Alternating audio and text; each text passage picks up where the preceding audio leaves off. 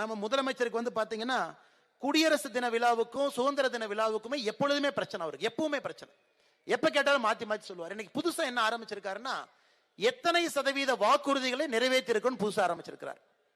போன செப்டம்பர் மாசம், செப்டம்பர் 2023 99% வாக்குறுதி முடிச்சிட்டேன். போன மாசம் 94% முடிச்சிட்டேன். போன வாரம் 90% முடிச்சிட்டேன்.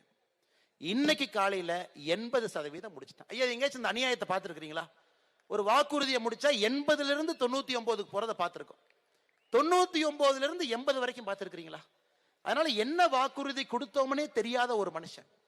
அவருக்கு என்ன வாக்குறுதி கொடுத்தோம்னே தெரியாது. போகும்போது ஒரு பேப்பர் எழுதி கொடுக்குறாங்க, பின்னாடி படிங்க படிச்சுட்டு வந்துடுறாரு. அதனால என்ன வாக்குறுதி கொடுத்தோம், எத்தனை வாக்குறுதி கொடுத்தோம்? 505 கொடுத்தோம். மாவட்டம் வாரியாக 1600 கொடுத்திருக்கிறோம். மாநிலத்துக்கு 505, மாவட்டத்திற்கு 1600. கடைசியா திருப்பூருக்கு நான் படிக்கிறேன் பாருங்க ஐயா. எந்த வாக்குறுதி எத்தனை நிறைவேற்றணும் என்று தெரியாம இருக்கக்கூடிய முதலமைச்சர் மேடைக்கு மேடைக்கு பேசுறார்.